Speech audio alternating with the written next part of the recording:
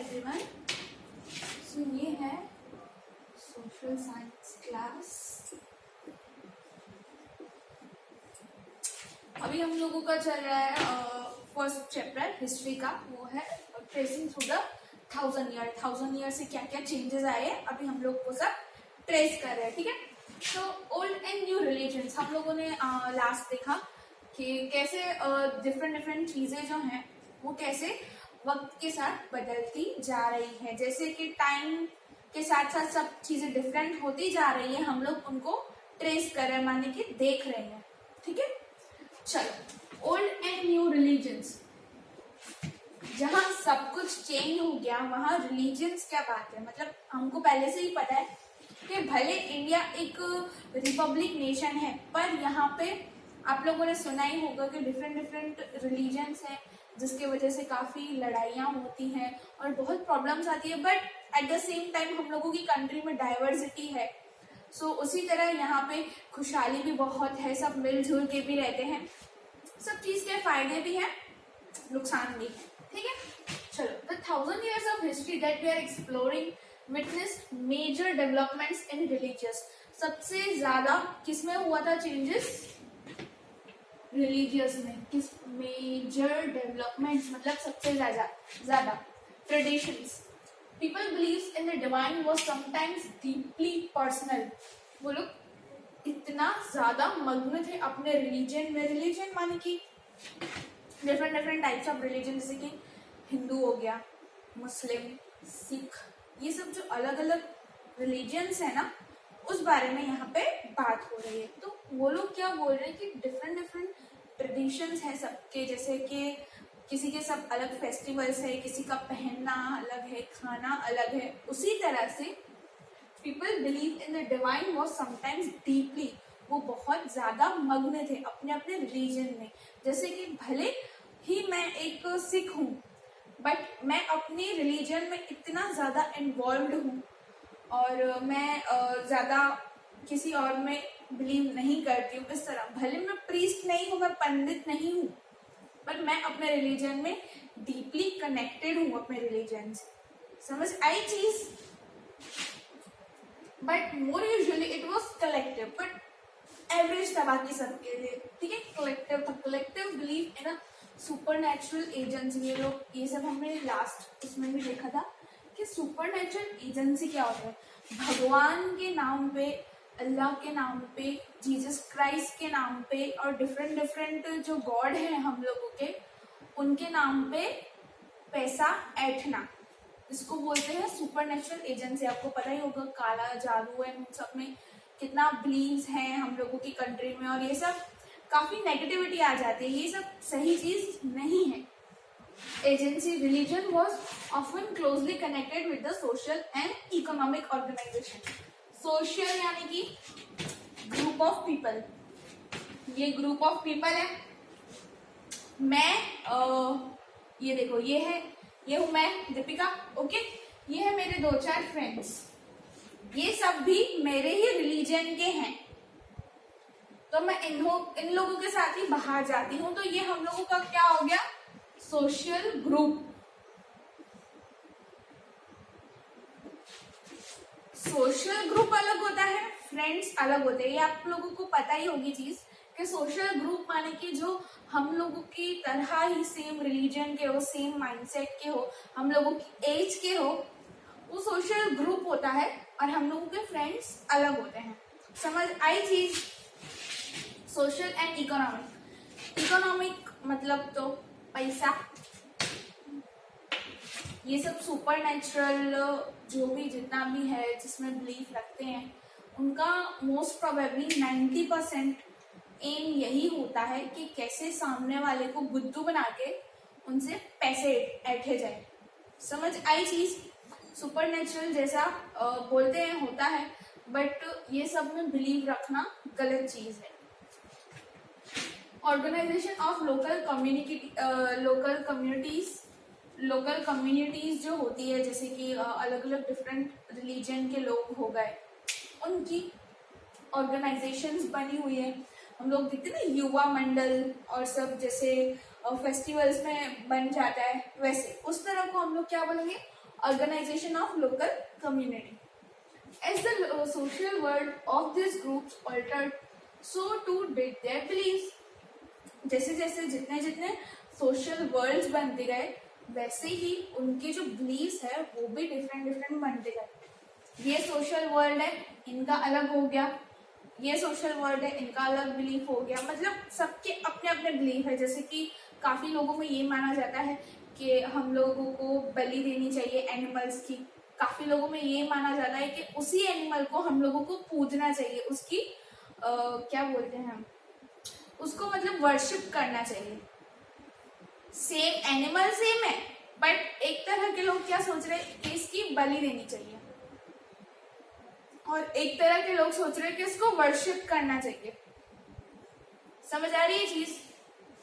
तो उसी तरह से the social world of this group, ये डिफरेंस की वजह से ही सब अलग अलग सोशल ग्रुप्स बनते गए और उन लोगों में थोड़े बहुत डिफरेंसेस पैदा हो गए। ओके, अब it was during this period that important changes occurred in what we call Hinduism today. ये सब जो अभी मैंने आपको बताया कि एनिमल को वर्शिप करना और एनिमल को जो है वो उसकी बलि चढ़ा देना, या जो भी जितने भी सोशल वो है, ठीक है। तो एज अ सोशल वर्ल्ड इसी वजह से जो है it was during this period that important changes occurred. इस पीरियड के दौरान ही इम्पोर्टेंट चेंजेस आए। कौन सा पीरियड? 700 to 1750। जब भी ये वर्ड आएगा ड्यूरिंग दिस पीरियड, हम लोग मीडिएवल एज के बारे में ही पढ़ रहे, जो है 700 to 1750। This included the worship of new deities. नए नए भगवान आए, नए नए गॉड्स आए, नए नए प्रीस्ट आए, नए नए पंडित आ गए, ब्राह्मण आ गए। मतलब इसमें काफी लोग रिलीजियसली आ गए ऊपर, बाबा आए नए नए। द कंस्ट्रक्शन ऑफ टेम्पल्स का कंस्ट्रक्शन हुआ, जो कि बहुत अच्छी चीज है। Royalty and the growing importance of Brahmans. ब्राह्मण जो थे वो भी आए। तो ब्राह्मण क्या होता है, वो एक डिफरेंट टाइप का रिलीजन होता है। आपको पता ही होगा ना कि वो बोलते नहीं हम नॉनवेज नहीं खाएंगे, हम ब्राह्मण है। सेम ही जैसे ब्राह्मण हो गए, हम लोगों का हिंदुइज्म ही एग्जाम्पल ले लो और किसी का रिलीजन नहीं। हम लोगों के हिंदुइज्म में कुछ ऐसे बैकवर्ड पीपल है जो कि एनिमल को काट के उसकी बलि चढ़ा देते हैं। और ब्राह्मण्स जो होते हैं, पंडित वगैरह हो गए, ब्राह्मण्स हो गए, अलग एक हम लोगों की ही हिंदुइज्म की ही कम्युनिटी है जो क्या करती है, वर्शिप करती है। किसको? हम लोग काऊ को वर्शिप करते हैं, पता है ना।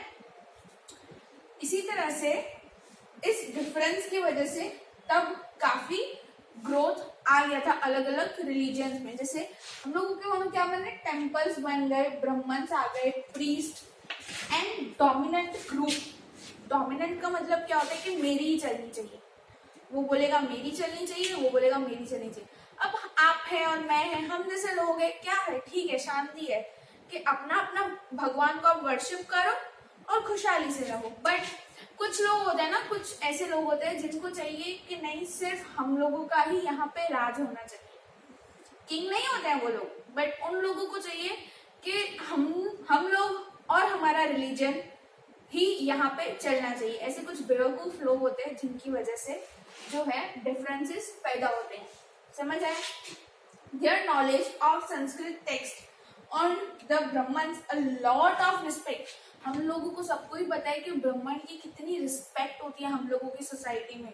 चाहे शादी हो, किसी का मुराद हो या कुछ भी हो, ब्राह्मण्स को हमेशा से ही बहुत ज्यादा इम्पोर्टेंस दिया गया है हिंदुइज्म में। यानी कि हम लोगों की सोसाइटी में जो है ब्राह्मण्स का एक बहुत अच्छा इम्पोर्टेंस है। Their dominant position was considered by the support of their patrons, उनके followers. New ruler searching for prestige, इनको कहाँ से मिला जो सपोर्ट है? ब्राह्मण्स आज इतनी ऊंची जाति मानी जाती है कि सबसे पहले मतलब भगवान के बाद उनको पूजा जाता है। अगर वो हो तो ब्राह्मण को नाराज करना एक पाप की तरह माना जाता है। तो उनको इतनी ज्यादा हाई प्रेस्टीज मतलब इतनी ज्यादा इज्जत कहाँ से मिली? उनको ये इज्जत मिली किंग्स की वजह से। जो किंग्स थे ना वो ऑलरेडी ढूंढ ही रहे थे बहाना कि हमारे पास ऐसा कोई एक सोसाइटी होनी चाहिए जिसके पास हाई प्रेस्टीज हो। समझ आ रही है समझ चीज? तो वो हाई प्रेस्टीज के साथ वो ग्रुप डोमिनेंट हो जाएगा, मतलब वो ग्रुप की ही सब जगह पे चलेगी, उनको माना जाएगा। जैसे कि आज भी हम लोग ब्राह्मण्स को कितना मानते हैं, नो डाउट वो भी है ना भगवान का ही एक वो है, बट उनकी नॉलेज और इन वजह के हम लोग उनको ज्यादा इम्पोर्टेंस देते हैं। समझ आया? अब one of the major development of this period was emergence of the idea of भक्ति। भक्ति में है शक्ति, भक्ति, ठीक है। भक्ति जो है मतलब कि गॉड को वर्शिप करना, तब ये कॉन्सेप्ट आया था कि भगवान को वर्शिप करना बहुत जरूरी है। of loving personal deity that devotees could reach without the aid of priest। okay, तो यहाँ पे अभी आपने देखा कि ब्राह्मण्स आ गए। ब्राह्मण्स का काम क्या है? पंडित जी जो है वो क्या करते हैं? उनका काम ये होता है कि हमारे जो हम पूजा नहीं कर सकते वो पंडित जी करेंगे ताकि भगवान तक जल्दी पहुंच जाए। बट तब के दौरान तब इस कॉन्सेप्ट में बिलीव नहीं किया जाता था कि हम वर्शिप करेंगे। आज हम सबके घर पे ही भगवान की जो है या अलग अलग गॉड की जो है वो फोटोज है और सब है, हम खुद ही वर्शिप करते हैं कि भगवान हमारी ही सुन ले, गॉड जो है वो हमारी सुने।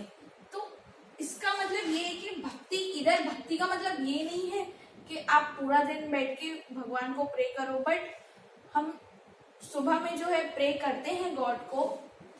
वो जब कॉन्सेप्ट अब तब नहीं था, तब हमको क्या करना था, सिर्फ मंदिर में ही जो थे गॉड थे, पंडित थे, ब्राह्मण थे, वही मानते थे। बट बाद में जो है भक्ति का कॉन्सेप्ट है कि हम सबको ही गॉड को वर्शिप करना है।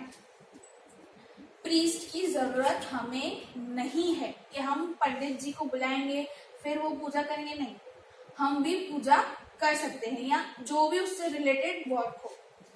elaborate rituals, you will be learning about this and other traditions। हम लोग का डिफरेंट ट्रेडिशंस जो है वो चैप्टर 8 में आएंगे। ओके, सो आगे बढ़ते हुए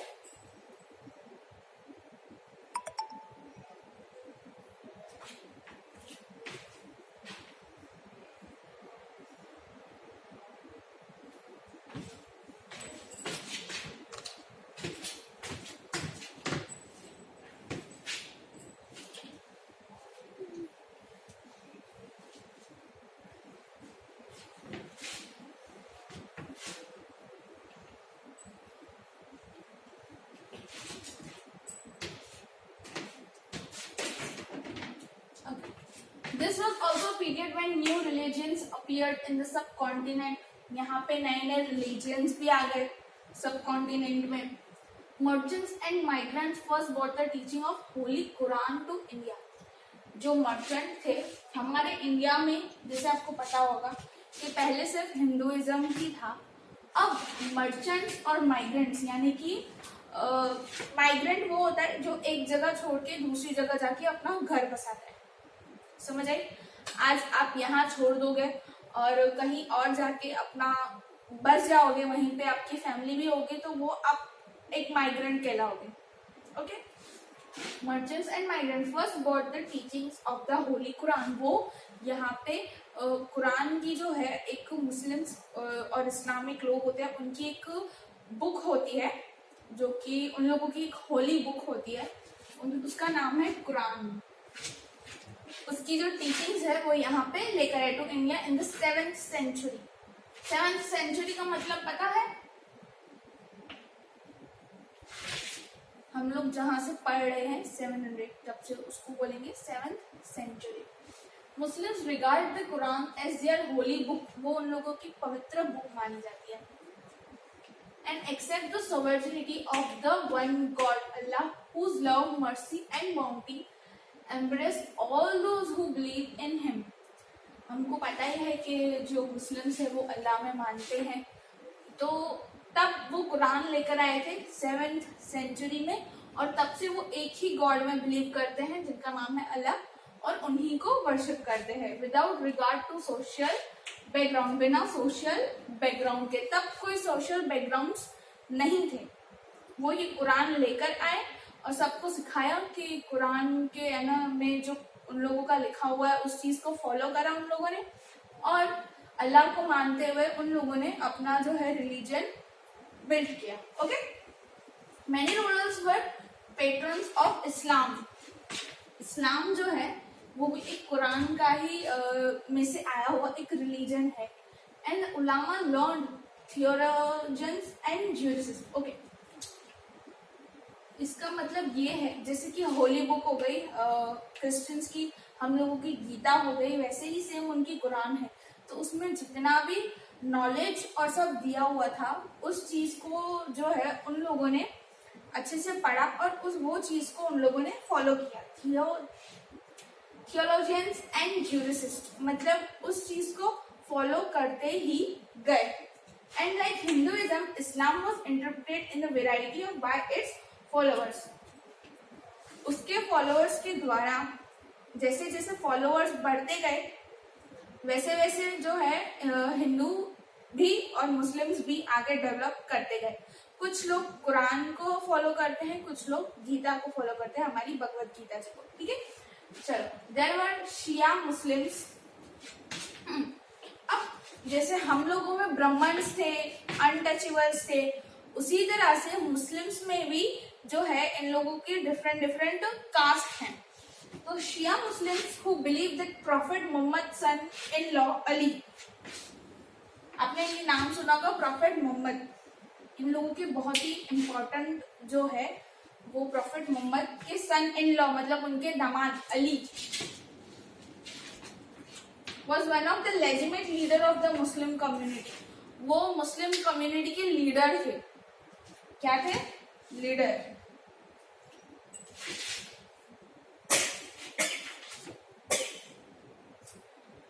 and the Sunni Muslims. Okay, Shia और सुन्नी ये याद रखना, शिया है और सुन्नी है, ये दो की काफी राइवलरी हम लोग बहुत पहले से ही देखते हैं। आपने काफी मूवीज में भी देखा होगा कि शिया और सुन्नी मुस्लिम जो है उनके बीच में हमेशा कॉन्फ्लिक्ट और वॉर जो है वो रहता ही है। मुस्लिम्स को accepted the authority early leaders khalifas of the community and succeeding khalifas. Okay, जो प्रॉफिट मोहम्मद के सन इन लॉ थे अली, उन लोगों ने क्या किसके थे? शिया मुस्लिम्स के लीडर थे। और जो दूसरे थे सुन्नी मुस्लिम्स, उनकी कम्युनिटी खलीफास पे मतलब जितने भी खलीफास जो जैसे हम लोग आज नेम्स देखते हैं ना, उसी तरह जो खलीफास थे उन लोगों की वजह से ये लोग काफी ग्रो होते जा रहे थे। Okay, there were other important differences between various schools of law of Hanafi and Shafi'i mainly in India and in the theology and mystic